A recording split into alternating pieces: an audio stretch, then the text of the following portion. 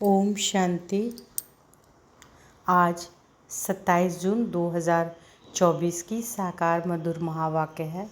आज सद्गुरुवार है, तो सद्गुरुवार को आप सबों की सद्गुरुवार की बहुत बहुत बधाई। और आज पूरा दिन अनुभव करते रहेंगे कि सद्गुरु शिव बाबा की वरद हस्त वरदानी हाथ उनके मेरे सर पर है और बाबा ने बहुत अच्छा वरदान दिया है। तो आज पूरा दिन अनुभव करते रहेंगे। बाबा ने वरदान दिया है कि अलबेलेपन व अटेंशन के अभिमान को छोड़ बाप की मदद के पात्र बनने वाले सहज पुरुषार्थी भव। तो पहले मधुर महावाक्य को विस्तार से सुनते हैं। आज के मधुर महावाक्य में बाबा बोले, मीठे बच्चे, तुम्हें शरीर से अलग होकर बाप के पास जाना है। तुम शरीर के साथ नहीं ले जाएंगे, इसलिए शरीर को भूल आत्मा को देखो। तुम्हें शरीर से अलग होकर बाप के पास जाना है। तुम शरीर को साथ नहीं ले जाएंगे, इसलिए शरीर को भूल आत्मा को देखो। प्रश्न है, तुम बच्चे अपनी आयु को योग बल से बढ़ाने का पुरुषार्थ क्यों करते हो? तुम बच्चे अपनी आयु को योग बल से बढ़ाने का पुरुषार्थ क्यों करते हो? उत्तर है, क्योंकि तुम्हारी दिल होती है कि हम बाप द्वारा सब कुछ इस जन्म में जान जाएं, बाप द्वारा सब कुछ सुन ले, इसलिए तुम योग बल से अपनी आयु को बढ़ाने का पुरुषार्थ करते हो। तो बाबा क्या बता रहे हैं कि तुम बच्चे अपनी आयु को योग बल से बढ़ाने का पुरुषार्थ क्यों करते हो? क्योंकि तुम्हारी दिल होती है कि हम बाप द्वारा सब कुछ इस जन्म में जान जाए, बाप द्वारा सब कुछ सुन ले, इसलिए तुम योग बल से अपनी आयु को बढ़ाने का पुरुषार्थ करते हो। अभी ही तुम्हें बाप से प्यार मिलता है, ऐसा प्यार फिर सारे कल्प में नहीं मिल सकता। बाकी जो शरीर छोड़कर चले गए उनके लिए कहेंगे ड्रामा, उनका इतना ही पार्ट था। ओम शांति। बच्चे जन्म जन्मांतर और सत्संगों में गए हैं और यहाँ भी आए हैं। बच्चे जन्म जन्मांतर और सत्संगों में गए हैं और यहाँ भी आए हैं। वास्तव में इसको भी सत्संग कहा जाता है। सत्य का संग तारे, सत्य का संग तारे। बच्चों के दिल में आता है कि हम पहले भक्ति मार्ग के सत्संगों में जाते थे और अभी यहाँ बैठे हैं। रात दिन का फ़र्क भासता है। यहाँ पहले पहले तो बाप का प्यार मिलता है, फिर बाप को बच्चों से प्यार मिलता है। अभी इस जन्म में तुम्हारी चेंज हो रही है। तुम बच्चे समझ गए हो, हम आत्मा है ना कि शरीर। हम आत्मा है ना कि शरीर। शरीर नहीं कहेंगे कि हमारी आत्मा है, शरीर नहीं कहेगा कि हमारी आत्मा है। आत्मा कह सकती है कि हमारा शरीर है ना, तो शरीर कह सकता है कि हमारी आत्मा, शरीर नहीं कह सकता है ना, आत्मा न कह सकती है कि ये हमारा शरीर है। अब बच्चे समझते हैं कि जन्म जन्मांतर तो वह साधु संत महात्मा आदि करते हैं। आजकल फिर फैशन पड़ा है साईं बाबा, मेहर बाबा, वह भी सब जिस्मानी हो गए। जिस्मानी प्यार में सुख तो होता ही नहीं है। अभी तुम बच्चों का है रूहानी प्यार। रात दिन का फ़र्क है। यहाँ तुमको समझ मिलती है, वहाँ तो बिल्कुल बेसमझ हैं। तुम अभी समझते हो कि बाबा आकर के हमको पढ़ाते हैं। वह सबका बाप है। मेल तथा फीमेल सब अपने को आत्मा समझते हैं। बाबा बुलाते भी हैं कि हे बच्चों, बच्चे भी रिस्पॉन्स करेंगे। यह है बाप और बच्चों का मिला। बच्चे जानते हैं कि यह बाप और बच्चों का और आत्मा और परमात्मा का मेला एक ही बार होता है। बच्चे जानते हैं ना कि बाप और बच्चों का और आत्मा और परमात्मा का मेला एक ही बार होता है। बच्चे बाबा बाबा कहते रहेंगे। बाबा अक्षर बहुत मीठा है। बाबा कहने से ही वर्षा याद आएगा। तुम छोटे तो नहीं हो। बाप की समझ बच्चे को जल्दी पड़ती है। बाबा से क्या वर्षा मिलता है, वह छोटा बच्चा तो समझ ना सके। यहाँ तुम जानते हो कि हम बाबा के पास आए हैं। बाप कहते हैं कि हे बच्चों, तो इसमें सब बच्चे आ गए। सब आत्माएं घर से यहाँ आती है पाठ बजाने। कौन कब पाठ बजाने आते हैं यह भी बुद्धि में। सबके सेक्शन अलग अलग है जहाँ से आते हैं, फिर पिछाड़ी में सब अपने अपने सेक्शन में जाते हैं। यह भी सब ड्रामा में नूंद है। बाप किसी को भेजते नहीं हैं। तो बाबा क्या बता रहे हैं कि पिछाड़ी में सब अपने अपने सेक्शन में जाते हैं। यह भी सब ड्रामा में नूंद है। बाप किसी को भेजते नहीं हैं, ऑटोमेटिकली यह ड्रामा बना हुआ है। हर एक अपने अपने धर्म में आते रहते हैं। बुद्ध का धर्म स्थापन हुआ नहीं है तो कोई उस धर्म का आएगा नहीं। पहले पहले सूर्यवंशी चंद्रवंशी ही आते हैं। जो बाप से अच्छी रीति पढ़ते हैं वही नंबरवार सूर्यवंशी चंद्रवंशी से शरीर लेते हैं। वहाँ विकार की तो बात ही नहीं। योग बल से आत्मा आकर गर्भ में प्रवेश करती है। योग बल से ही आत्मा आकर गर्भ में प्रवेश करती है। इससे उससे समझेंगे कि मेरी आत्मा इस शरीर में जाकर प्रवेश करेगी। बूढ़े समझते हैं कि हमारी आत्मा योग बल से जाकर यह शरीर लेगी, मेरी आत्मा पुनर्जन्म लेती है। वह बाप भी समझते हैं कि हमारे पास बच्चा आया है, बच्चे की आत्मा आ रही है जिसका साक्षात्कार होता है। वह अपने लिए समझते हैं कि हम जाकर दूसरे शरीर में प्रवेश करते हैं। यह भी विचार उठते हैं ना। जरूर वहाँ का कायदा होगा, बच्चा किस आयु में आएगा। वहाँ तो सब रेगुलर चलता है ना। वह तो आगे चल महसूस होगा, सब मालूम पड़ेगा। ऐसे तो नहीं 15-20 वर्ष में कोई बच्चा होगा जैसे यहाँ होता है। नहीं, वहाँ आयु 150 वर्ष की होती है। तो बच्चा तब आएगा जब आधा लाइफ से थोड़ा आगे होंगे, उस समय बच्चा आता है। क्योंकि वहाँ आयु बड़ी होती है। एक तो बच्चा आना होता है, फिर बच्ची भी आनी है, कायदा होगा। तो बाबा क्या बता रहे हैं वहाँ कि वहाँ पर कैसे क्या होगा, कि वहाँ 15-20 वर्ष में कोई बच्चा होगा जैसे यहाँ होता है। नहीं,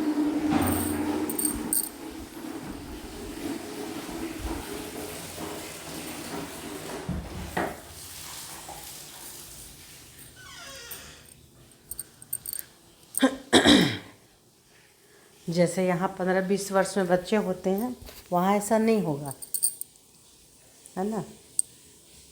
वहाँ आयु 150 वर्ष की होती है। तो बच्चा तब आएगा जब आधा लाइफ से थोड़ा आगे होंगे, उस समय बच्चा आता है। क्योंकि बड़े वहाँ आयु बड़ी होती है। एक ही तो बच्चा आना होता है, फिर बच्ची भी आनी है, कायदा होगा। पहले बच्चे की फिर बच्ची की आत्मा आती है। विवेक कहता है कि पहले बच्चा आना चाहिए, पहले मेल पीछे फीमेल। 8-10 वर्ष देरी से आएंगे। आगे चल तुम बच्चों को सब साक्षात्कार होना है, कैसे वहाँ की रस्म रिवाज है। यह सब बातें नई दुनिया की बाप बैठ समझाते हैं। यह सब बातें नई दुनिया की बाप बैठ समझाते हैं। बाप की नई दुनिया स्थापन करने वाला है। बाप ही नई दुनिया स्थापन करने वाला है।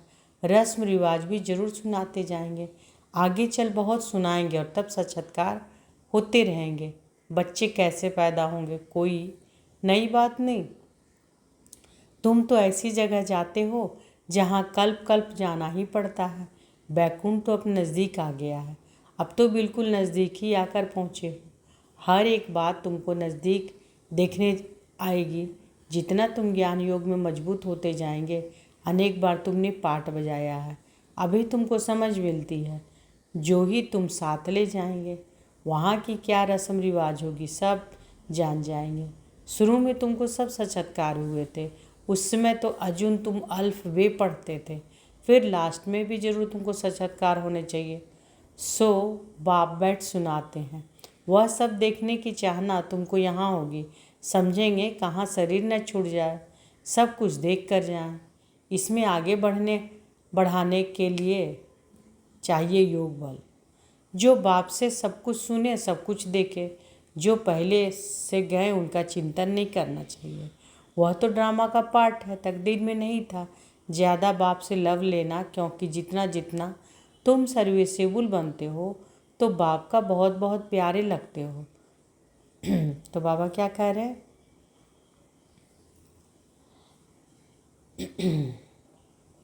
कि जो पहले से गए उनका चिंतन नहीं करना चाहिए, जो पहले चले गए उनकी चिंतन नहीं करना चाहिए। वह तो ड्रामा का पार्ट है, तकदीर में नहीं था ज़्यादा बाप से लव लेना, क्योंकि जितना जितना तुम सर्विसेबल बनते हो तो बाप को बहुत बहुत प्यारे लगते हो।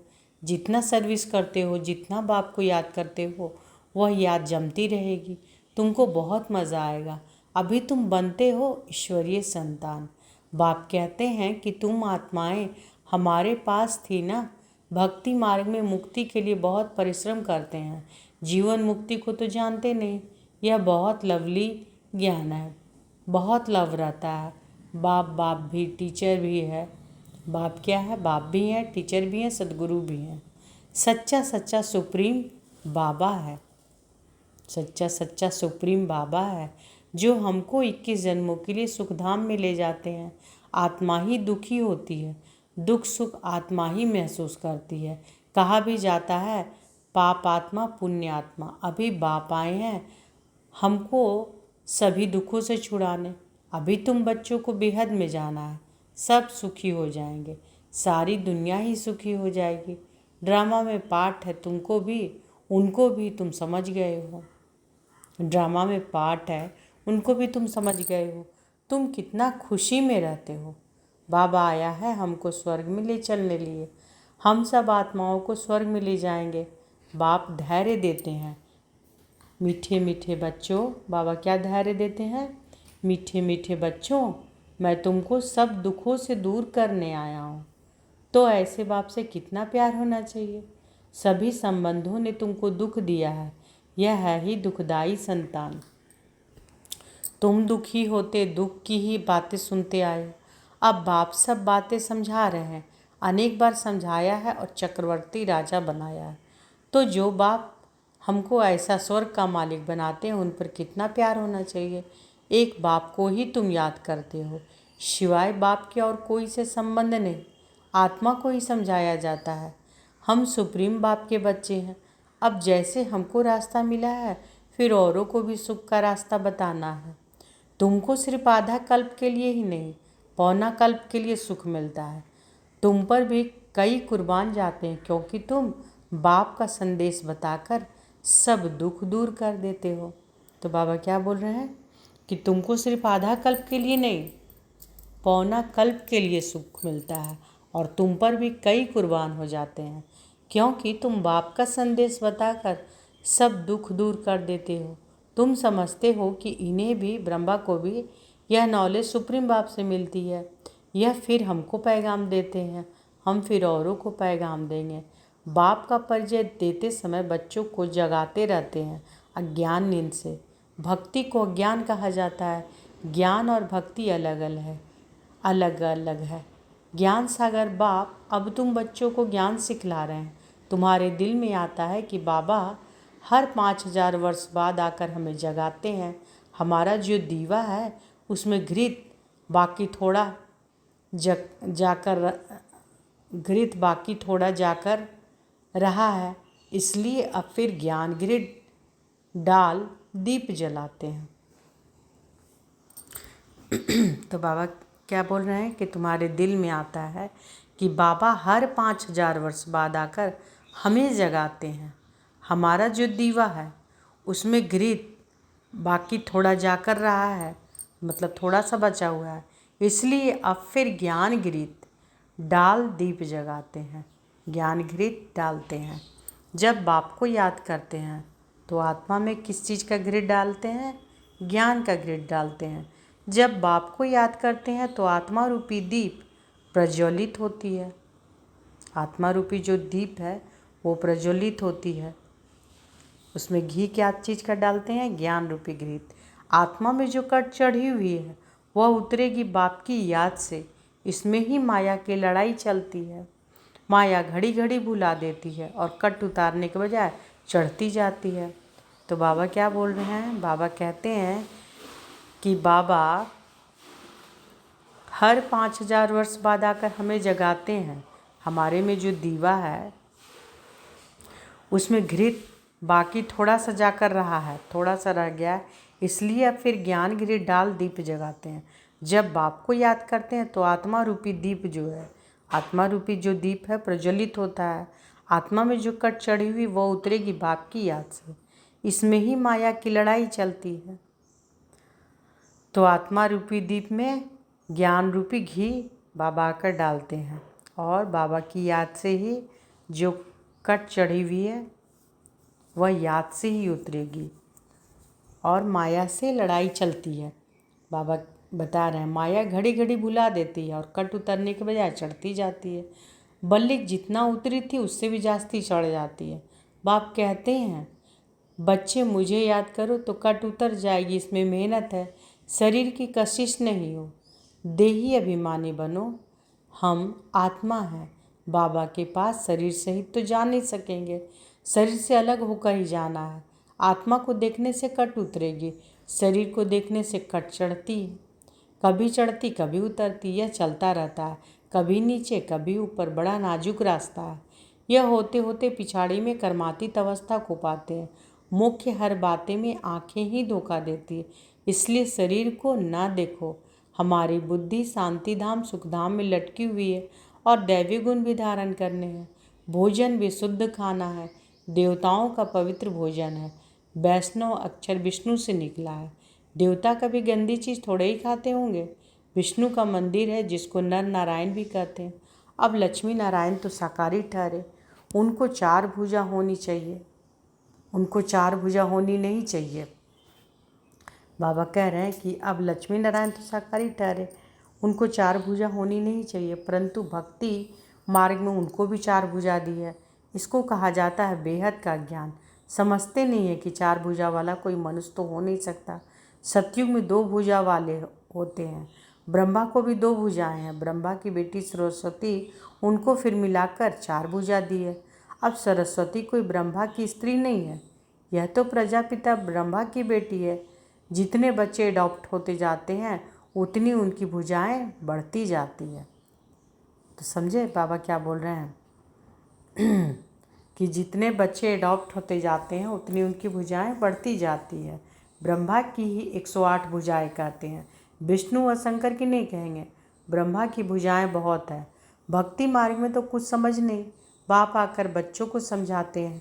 तुम कहते हो कि बाबा ने आकर हमको समझदार बनाया है। मनुष्य कहते हैं कि हम शिव के भक्त हैं। अच्छा, तुम शिव को क्या समझते हो?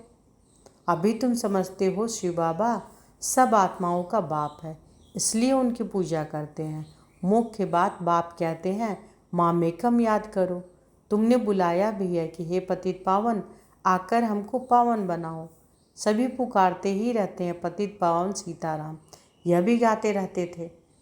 बाबा को थोड़े ही मालूम था कि बाप स्वयं आकर मेरे में प्रवेश करेंगे।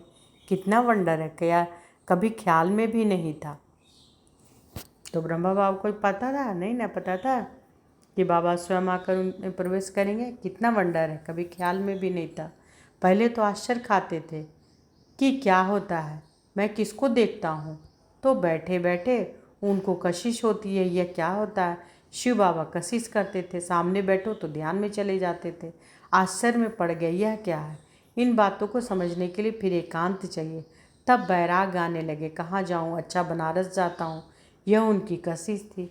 जो इसको भी कराते थे, इतनी बड़ी कारोबार सब छोड़ कर गया। उन बिचारों को क्या पता कि बनारस में क्यों जाते हैं। फिर वहाँ बगीचे में जाकर ठहरा, वहाँ पेंसिल हाथ में उठाकर दीवारों पर चक्र बैठ निकालता था।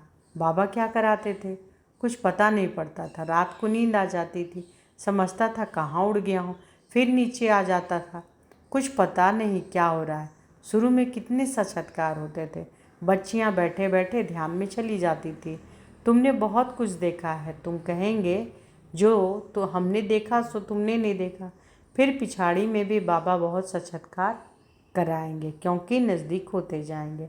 अच्छा, मीठे मीठे सिक्की लदे बच्चों प्रति माता पिता बाप दादा का याद प्यार और गुड मॉर्निंग। रूहानी बाप की रूहानी बच्चों को नमस्ते।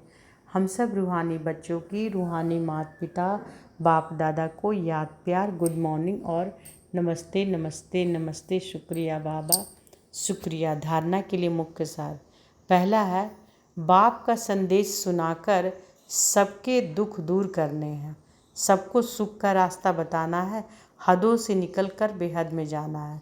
बाप का संदेश सुनाकर सबके दुख दूर करने हैं, सबको सुख का रास्ता बताना है, हदों से निकल बेहद में जाना है। दूसरा, अंत के सब साक्षात्कार करने के लिए तथा बाप के प्यार की पालना लेने के लिए ज्ञान योग में मजबूत बनना है। दूसरों का चिंतन ना कर योग बल से अपनी आयु बढ़ाना है। अंत के अब साक्षात्कार करने के लिए तथा बाप के प्यार की पालना लेने के लिए ज्ञान योग में मजबूत बनना है। दूसरों का चिंतन ना कर योग बल से अपनी आयु बढ़ाना है। आज बाबा वरदान दिए हैं, अनुभव करें। बाबा का वरद हस्त हमारे सर पर है और बाबा ने वरदान दिया, अलबेलेपन व अटेंशन के अभिमान को छोड़ बाप की मदद के पात्र बनने वाले सहज पुरुषार्थी भव। अलबेलेपन व अटेंशन के अभिमान को छोड़ बाप की मदद के पात्र बनने वाले सहज पुरुषार्थी भव। कई बच्चे हिम्मत रखने के बजाय अलबेलेपन के कारण अभिमान में आ जाते हैं कि हम तो सदा पात्र हैं ही, बाप हमें मदद नहीं करेंगे तो किसको करेंगे। इस अभिमान के कारण हिम्मत की विधि को भूल जाते हैं। कईयों में फिर स्वयं पर अटेंशन देने का भी अभिमान रहता जो मदद से वंचित कर देता है। समझते हैं कि हमने तो बहुत योग लगा लिया, ज्ञानी योगी तू आत्मा बन गए, सेवा की राजधानी बन गई। इस प्रकार के अभिमान को छोड़ हिम्मत के आधार पर मदद के पात्र बनो तो सहज पुरुषार्थी बन जाएंगे। स्लोगन है, जो वेस्ट और निगेटिव संकल्प चलते उन्हें परिवर्तन कर विश्व परिवर्तन के कार्य में लगाओ। जो वेस्ट और निगेटिव संकल्प चलते हैं उन्हें परिवर्तन कर विश्व कल्याण के कार्य में लगाओ। तो आज के मधुर महावाक्य में बाबा क्या बोले कि तुम्हें शरीर से अलग होकर बाप के पास जाना है, तुम शरीर को साथ नहीं ले जाएंगे, इसलिए शरीर को भूल आत्मा को देखो, है ना। शरीर से अलग होकर ही ना बाबा के पास जाना है, तो शरीर को साथ नहीं ना ले सकते हैं, इसलिए शरीर को भूल आत्मा को देखो। बाबा कहते हैं कि तुम्हें शरीर से अलग होकर बाप के पास जाना है, तुम शरीर को साथ नहीं ले जाएंगे, इसलिए शरीर को भूल आत्मा को देखो। अच्छा, शुक्रिया बाबा, शुक्रिया। ओम शांति।